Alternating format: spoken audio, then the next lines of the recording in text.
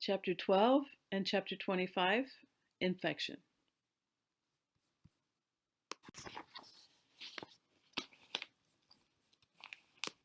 Learning objectives. 1. Describe types of infectious agents and list examples. Number 2. Differentiate between non-pathogens and pathogens. Number 3. Describe the 6 components of the chain of infection. Number 4. List factors that increase susceptibility to infection. Number 5. Explain the difference between mechanical and chemical defense mechanisms. Number 6. Describe events during the inflammatory process. Number 7. Differentiate localized from generalized infections. Number 8. List reasons why clients and healthcare agencies are at increased risk for infection. Number 9. Explain nursing actions to prevent or control transmission of infection in the hospital and in the community. 10. Describe measures to take if a needlestick injury occurs. 11. Name diagnostic tests ordered for clients suspected of having an infectious disorder. 12. Discuss the medical management of clients with infectious disorders. 13. Describe nursing care for the client with a potential or actual infection.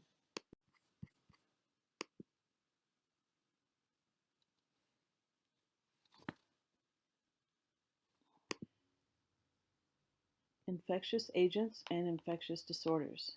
1. Infection, invasion of the body with agents that have the potential to cause disease. Colonization includes communicable disease, contagious disease, community-acquired infection, and healthcare-associated infections. Communicable diseases refer to those that are transmitted from one source to another. Contagious diseases are communicable diseases that can spread rapidly among individuals in close proximity to each other. Community-acquired infections are those that are not present or incubating prior to care. They may be labeled healthcare-associated infections when they are acquired in a healthcare facility. Infectious disorders. Cause is infectious agents. Microorganisms invade, eliminate, reside, and cause infection. Factors affecting infection development, characteristics of the microorganisms, components of infectious process, cycle. Types of infectious agents. Bacteria are single-celled. They have DNA and RNA. They can reproduce independently. They have endo and exotoxins.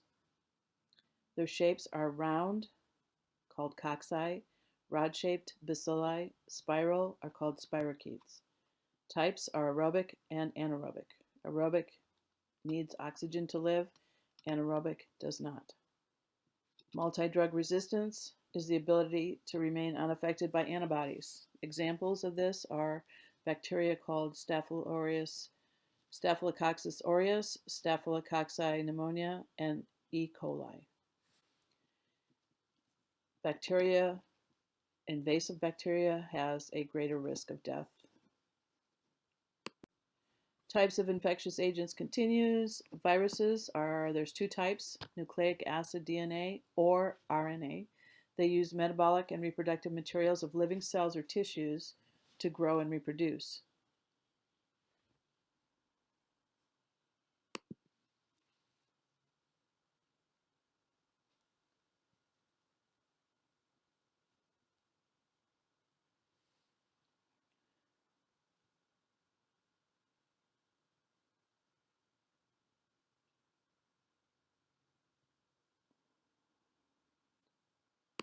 They can survive outside the host, but they cannot survive long because they cannot reproduce outside the host because they lack their own genetic components for this.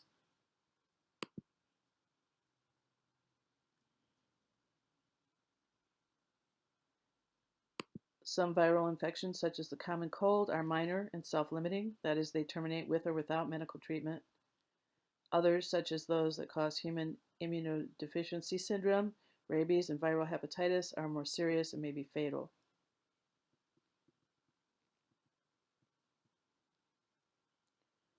Occasionally, viruses are dormant in a living host, reactivate periodically, and cause the infection to reoccur. 2 examples are the herpes simplex virus, which causes periodic outbreaks of cold sores or fever blisters, long after the initial infection, and shingles in a person who's had chickenpox. And recently, the birth of microencephalic infants has been linked with prenatal maternal infections from the Zika virus, which is spread by the bites from mosquitoes.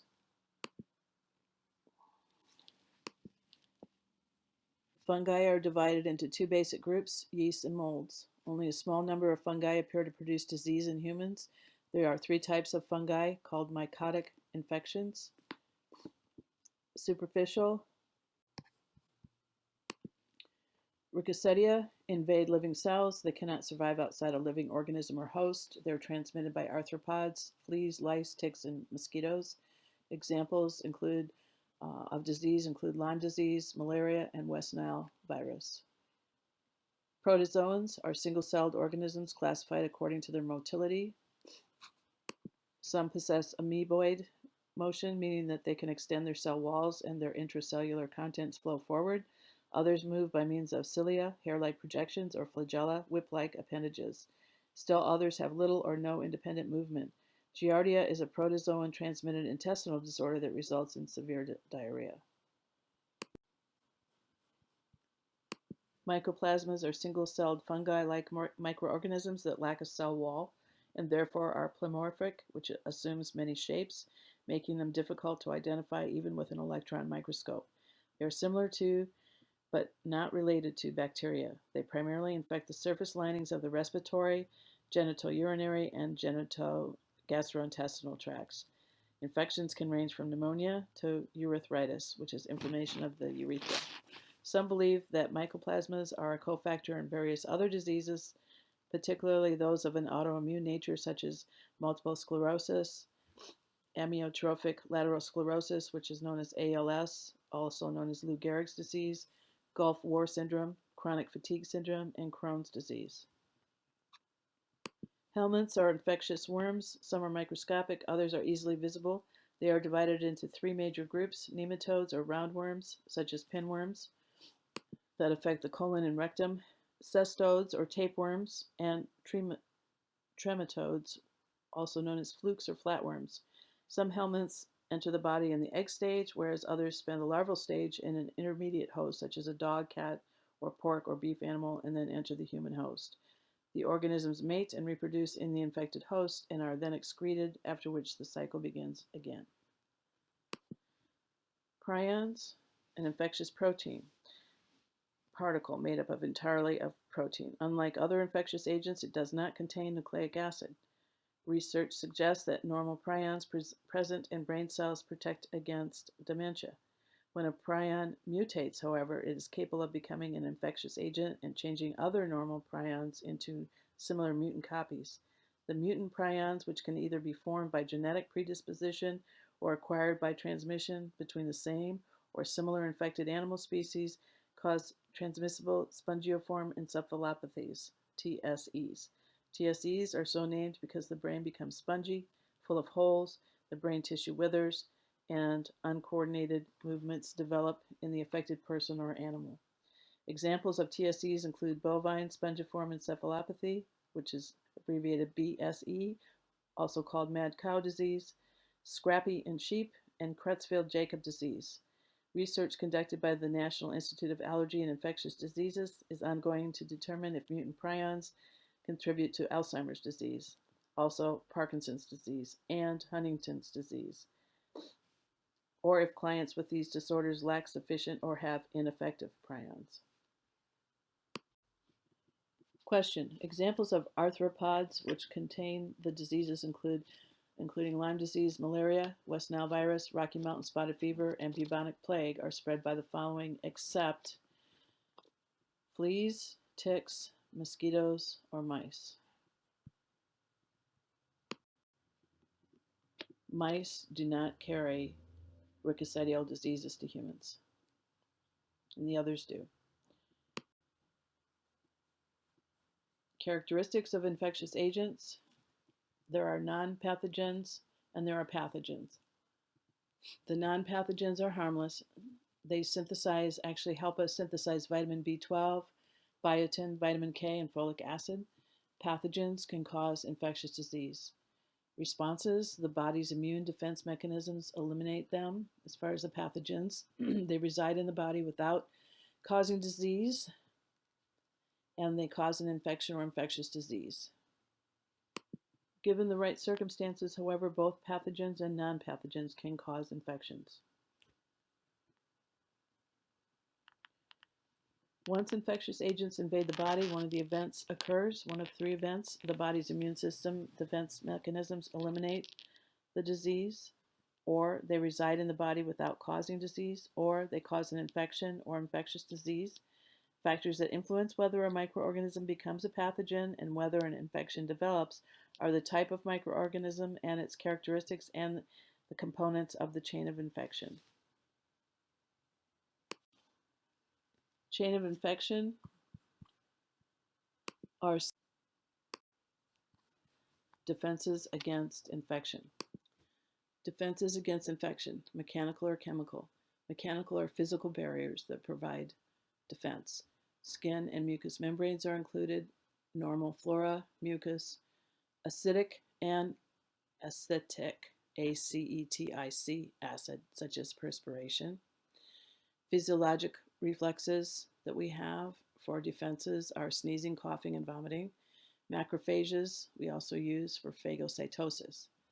Chemical defenses, a natural biological substance, include enzymes in our tears, saliva, and mucus, also antibodies and secretions such as interferon.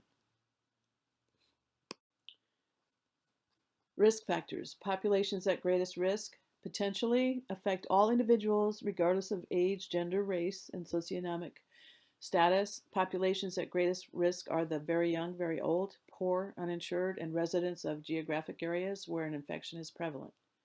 Individual risk factors. Immunodeficiency included is age and primary and secondary immune systems. Individual risk factors for infection include being very young or elderly, because these individuals have immune systems that are immature or become less responsive and less efficient with age. Those who are immunocompromised are also at risk for increased infection. An immunocompromised state may develop as a result of genetic factors such as primary immunodeficiency, malnutrition, pre-existing infection with other pathogens such as HIV or Epstein-Barr, acute or chronic psychological or environmental stress, use of medications that induce immunosuppression, and the presence of or treatment for cancer. Compromised host because of chronic disease. Chronic illness and associated treatments increase the risk for infection.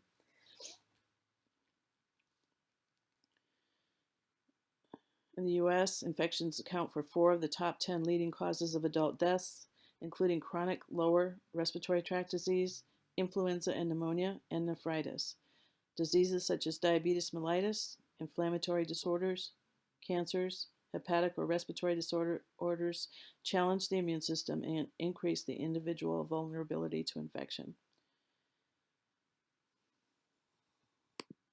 In addition, environmental conditions, exposure to unsafe sanitary conditions, may also make an individual vulnerable to a multitude of pathogens. They can directly cause infection or challenge the immune system and increase the potential for infection upon future introductions of other microorganisms. Crowded living conditions increase the likelihood of the spread of disease and may also contribute to less than optimal sanitation, both of which increase the potential for infection. Other environmental factors influence the individual's susceptibility to infection and include the presence or absence of clean food and water, conditions involving food preparation, and sufficiency of air ventilation. Localized infection includes leukocytosis, which activates the inflammatory process. Cellular response results in leakage of fluid, colloids, and ions, producing swelling. Vascular response is redness and heat. Chemical response is pain. And WBCs destroy toxins and remove debris.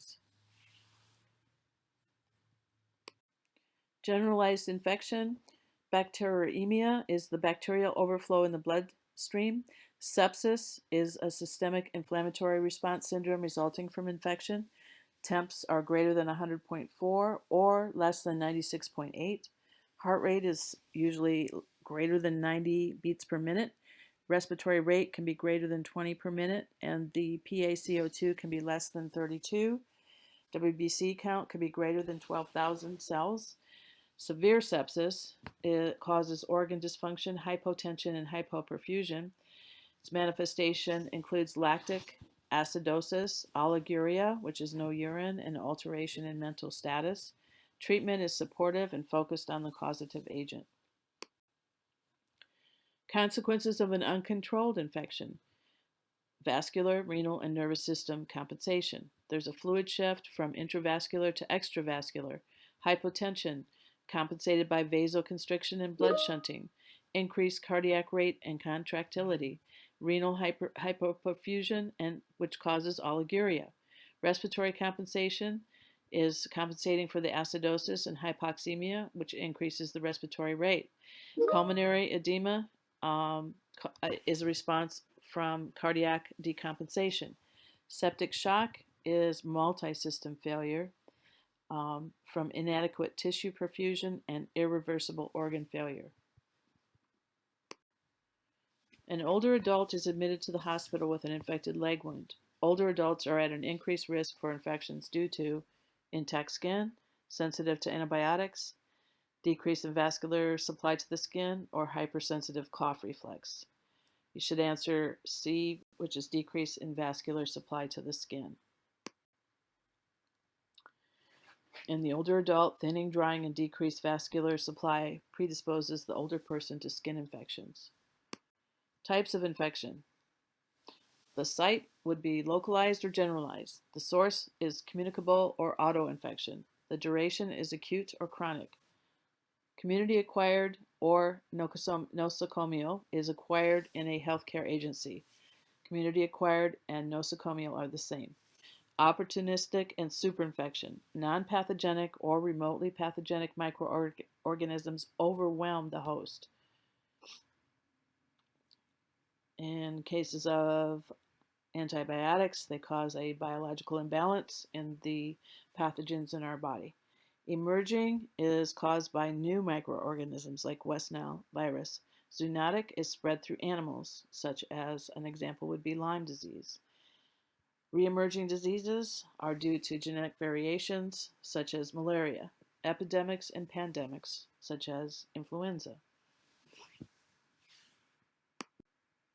Assessment. What is the risk for infection? What have they been exposed to? What is the current or recurrent treatment for cancer or surgeries? Do they have autoimmune or immunodeficiency diseases? Have they traveled? Have they been exposed to large groups of people? Examination. Assess for symptoms of infection. The course of an infectious disease includes incubation period, prodromal stage, acute stage, convalescent stage, and resolution. Incubation period is the infectious agent reproduces. The host displays no recognizable symptom.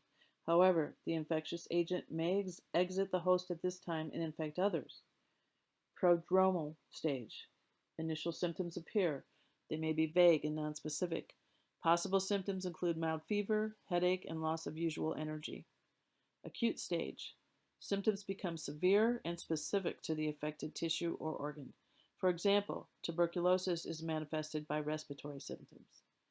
Convalescent stage. Symptoms subside as the host overcomes the infectious agent. Resolution. The pathogen is destroyed, health improves, or is restored. Assessment.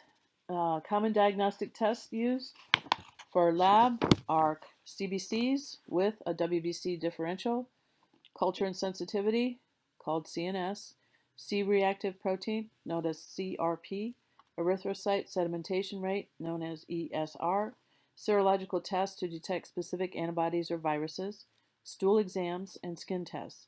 Radiographic studies include X-rays, MRI, CAT scans, and PET scans, and indium scans. Infection control and prevention. Standard precautions, measures for reducing the risk of transmitting pathogens. Hand hygiene, wear PPE, wear clean uniforms and keep them clean. Do not wear jewelry.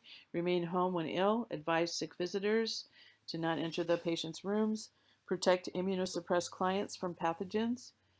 Transmission-based precautions for airborne include TB, measles, and chickenpox. Go in the airborne room. Droplet isolation includes influenza, rubella, meningococcal, and meningitis. Contact precautions are for acute diarrhea, abscesses, and drug-resistant infections.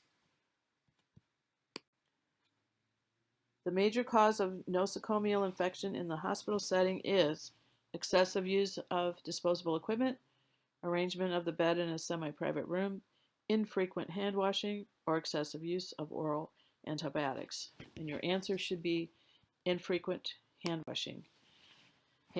Infrequent hand washing is the major infection control measure that causes the risk of transmission of MRSA and other nosocomial pathogens. Prevention, needlestick injuries. You want to use blood-borne infection precautions when drawing blood or giving shots.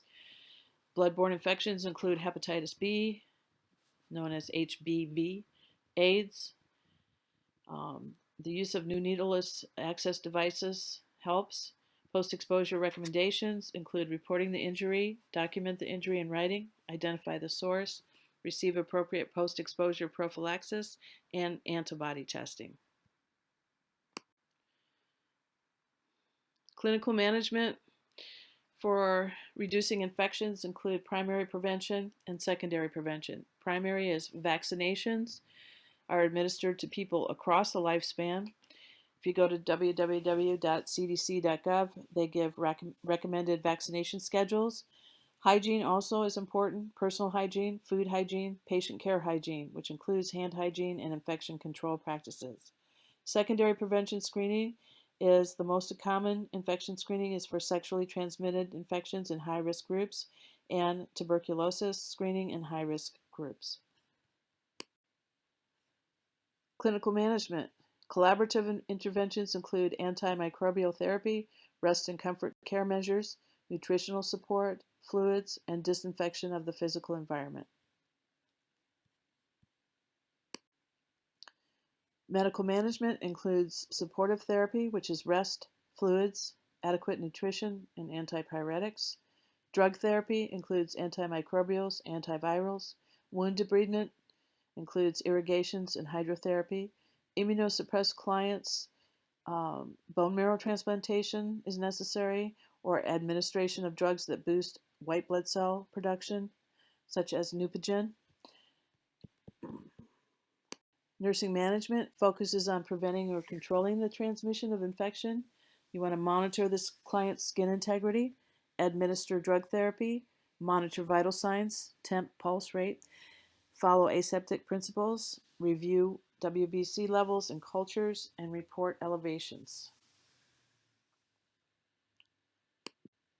Question 1. When considering an infection, what is in the blood that is primarily responsible for protecting the body? Is it leukocytes, platelets, erythrocytes, or monocytes? And you should answer leukocytes. Pathogens with a nucleic acid within a protein shell requiring invasion of a host for replication are bacteria, viruses, fungi, or protozoa. The answer should be viruses. Viruses cause cellular injury by blocking its genetically prescribed protein synthesis processes and uses the cell's metabolic process for the reproduction of the virus. One of the most critical components to the prevention of infection and the spread of disease is administration of antibiotics, wearing gloves and masks, using condoms, or following proper hand hygiene. And you know the answer is going to be hand hygiene is a critical component of the prevention of infection and the spread of disease. The CDC recommends washing thoroughly with soap and water